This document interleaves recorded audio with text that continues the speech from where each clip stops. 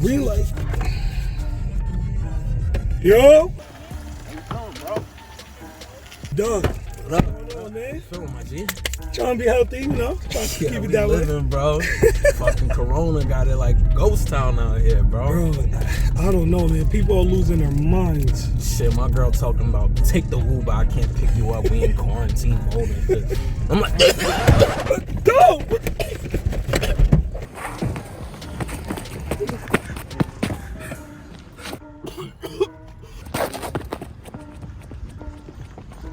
go!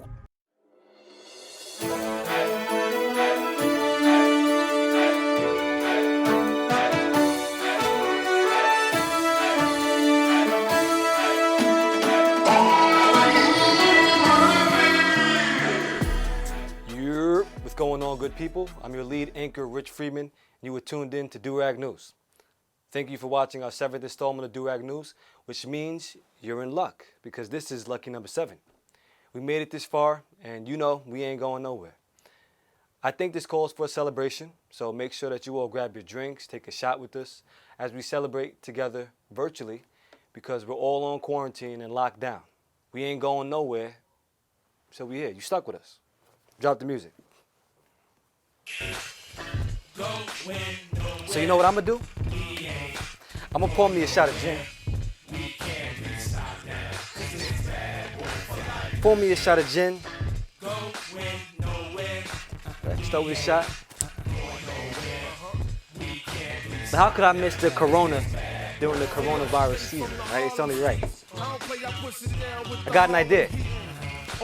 How about I take a shot of gin and chug a Corona? I'm challenging you all. Let's go.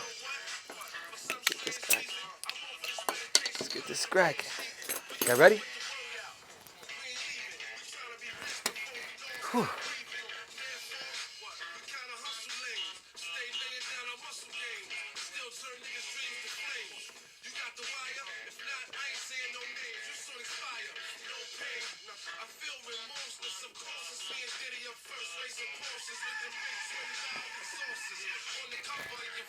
Whew. Let's go. That's how we start number 7. Durag News, you stuck with us. Make sure y'all stay tuned. Well, that was fun. And okay, we're back like we never left. And you know what else never left? The coronavirus.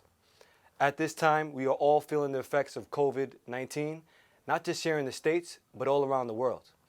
Even if you don't have any symptoms, you definitely feel the effects of not being able to go outside or not working, and even limited entertainment. We're just stuck in the house streaming the same shows or shows that we would have never watched before. Either eating more or, you know, it's crazy because some of us aren't even getting paid. This is a very tough time and we are all facing it together. I was just having this conversation earlier that this time in life is really going to change us going forward, either good or bad, and I'm still not sure yet. It just feels different.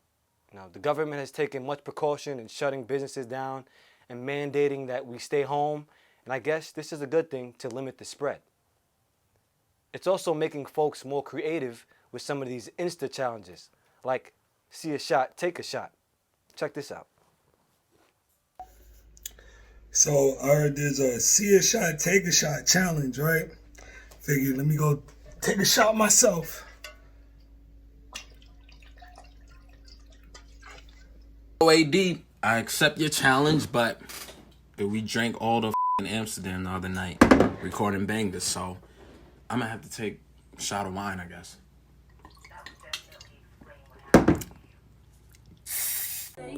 Okay, AD, I see you. I'm gonna accept your challenge, but I'm gonna do you one better. I'm gonna sip my wine first. Get in the mood, you know, get that heart right. You know, they say Merlot is good for the heart, right? Now let's get this work. Instead of doing 40, I'm gonna do 50 for you. Check this out. See, even I had to join in on the challenges too. I mixed both the shot challenge and the push-up challenge, as you can see. Shout out to AD for putting me on the spot. I don't mind getting some push-ups in. But that's the last time. Next time when is tag me in a push-up challenge, you're getting blocked. No more push-ups for me. I had enough. But on a serious note, there has been over 450,000 confirmed cases worldwide of the coronavirus, and 52,900 cases in the U.S. alone, which includes over 20,000 deaths worldwide and 704 deaths here in the States. Those numbers may sound alarming, but I assure you that the flu has taken more lives in a shorter amount of time. According to the CDC, from October 1st, 2019 to March 14th of 2020, there has been between 38 to 54 million cases of the flu and up to 59,000 deaths in a 5-month span in the U.S. alone. Although the deaths and confirmed cases for corona aren't as bad as the flu, we should be taking the coronavirus serious, and we all are. I got my hand sanitizer on deck. So just make sure you stay your ass home, and if you don't have to be outside, don't be outside. It's really not worth it. And you don't want to spread it to anybody if you got it. Recently, the Department of Justice has quietly made a request to Congress to be able to detain people indefinitely without trial during this national emergency. This is in part due to the spread of the coronavirus. This request by the DOJ spans from the initial arrest to cases that are processed and investigated, causing those who are arrested to be sitting in jail indefinitely until this emergency clears up. Meaning you can be arrested and not brought in front of a judge until they decide that this emergency is over and done with. The DOJ also asks that Congress pause the statute of limitations and civil proceedings during national emergencies for up to 1 year following the end of the emergency. At this time, we really don't know if they will be granted the request, but we'll make sure to keep you up to date. Hopefully the DOJ doesn't get their way. Just don't take that risk and get arrested. You don't know how long it's going to take for you to see the judge. If you get arrested, you might be in there for a while. And keep in mind, if you are arrested, there is no way to practice social distancing from behind bars. It's way too crowded and poor ventilation in that. Trust me. Coronavirus has been all the talk from all media platforms, news outlets, and social media. At first, many of us thought it was a hoax or a scare tactic for other reasons, and we weren't taking it too serious, but things have changed since then. Personally, I didn't know anyone who was tested positive for the virus until now, and we at DRN wanted to take the time to have an in-depth convo with a person you may know. On the phone, we have Jose Tudevin, who is going to give us a first-hand account on his experience testing positive for the virus. So on the phone, we have Jose, who has tested positive for the COVID-19 coronavirus. And we did want to get him on call just to share his experiences, some of his symptoms, and just to really tell more about his first-hand experience. So, Jose, are you there? Yep, I'm here, brother. All right. So, first off, I do want you to tell our viewers about the experience of testing positive of COVID-19 and what are some of the symptoms that you've faced so far. All right, so pretty much I'm going to try to make it, as simple as possible, but started 10 days ago. I'm on day 10 now. Started with like a slight cough and like a sore throat. I didn't think too much of it. I just woke up. I took some vitamin C, just started doing some, salt and water gargles. That's about it. So went to sleep. Everything was fine next morning.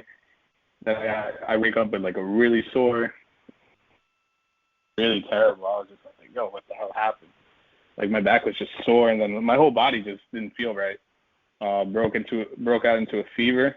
And then nighttime came, and that's when things just started getting out of whack, because I was like, I got a fever, I have a sore throat, my body's sore. And after that, I started getting the chills, man. And I think that's Wow. the worst part out of all this. It was just like the chills.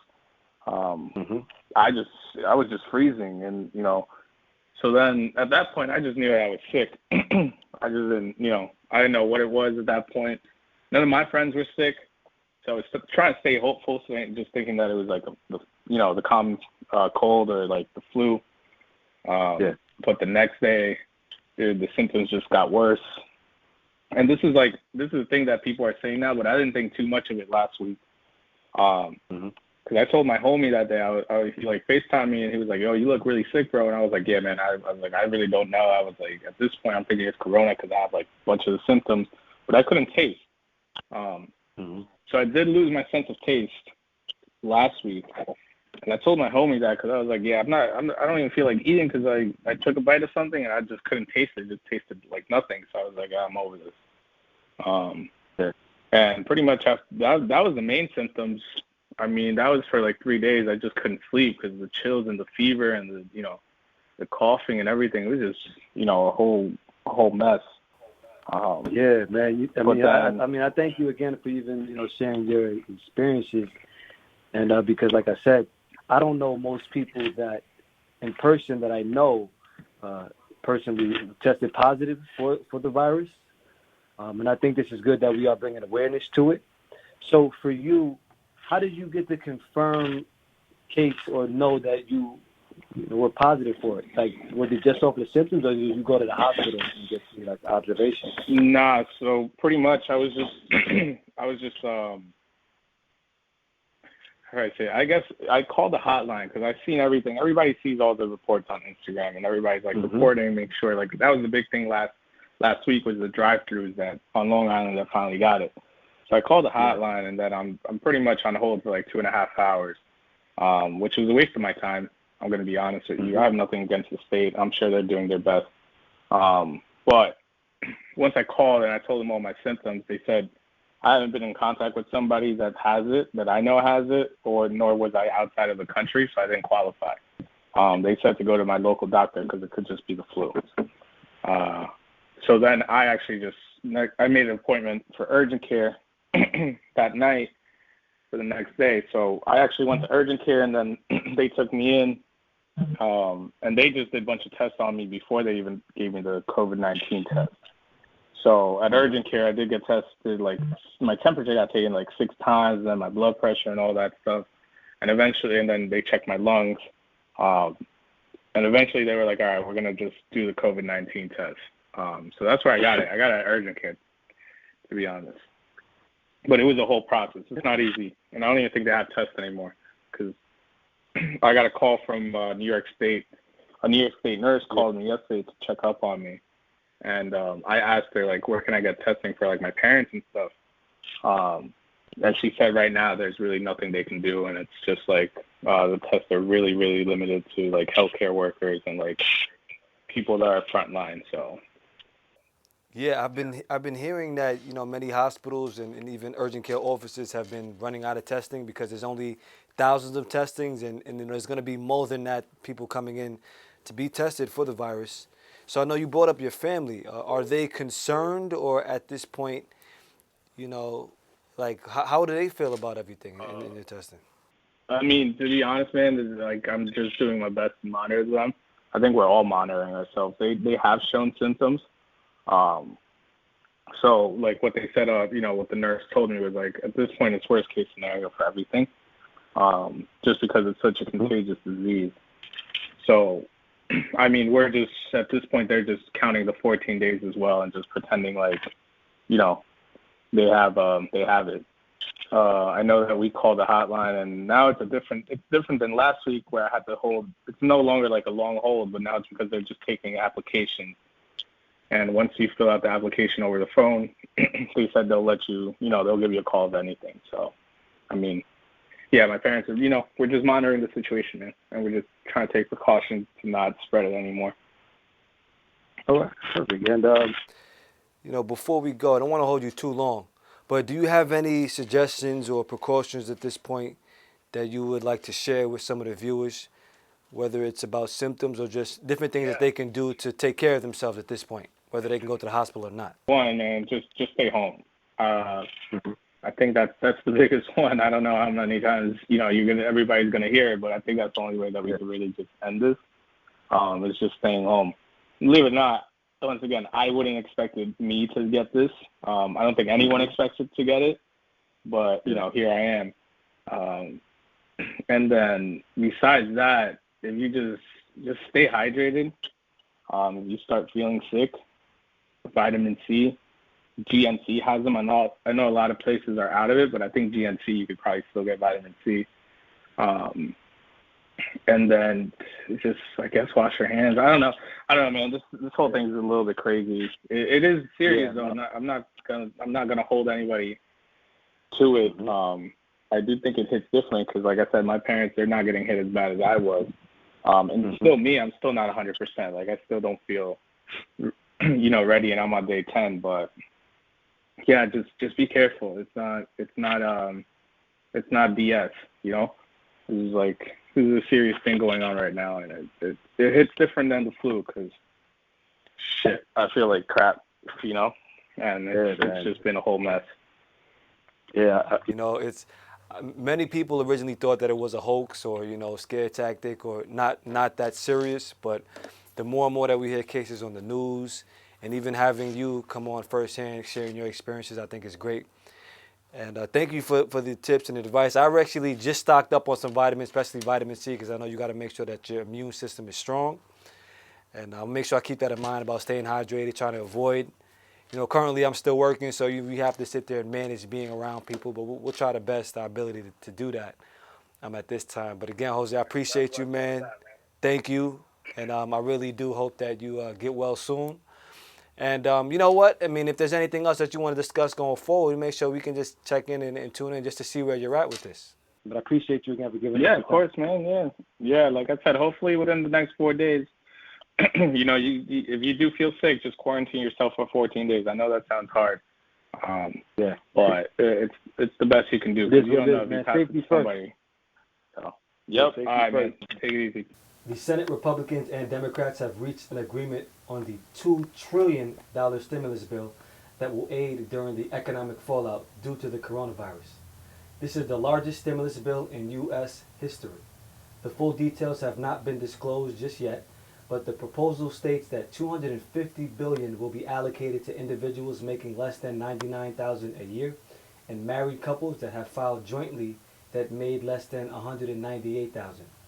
People will receive a one-time payment that will be based off their income that was reported in the 2018 tax period. It also states that households will receive an added $500 per child in the household. Although this stimulus package did help the stock market rise, I would suggest that we do not let this government aid get us excited. Yes, it is a good thing when you get a few dollars in your pocket, but as we all know, nothing is free, and there's always going to be some strings attached, whether we know it or not. Keep in mind, this is a one-time payment. You're only getting one check, people. That's it. A check no more than $12,000. Well, sorry, $1,200. Which to most people, that's less than what you would be getting paid at your job for 2 weeks of work. And we are still in the beginning of this crisis, so if we are still in a lockdown scenario where certain non-essential businesses are closed until mid-May, what is a $1,200 check going to do? Pretty much nothing. It's nice, but you'll be over it in a few days. That money's going to be gone pretty quick. And we are out of here. Tune in next time for another segment of your favorite news channel, Durag News. I'm your host, Rich Freeman. You know we got the scoop. You don't got to go home, but you got to get the Actually, on second thought, everyone's already going to be home, so just forget what I was about to say. Peace out, y'all. Make sure I keep that Durag energy. I'm going to holler at you.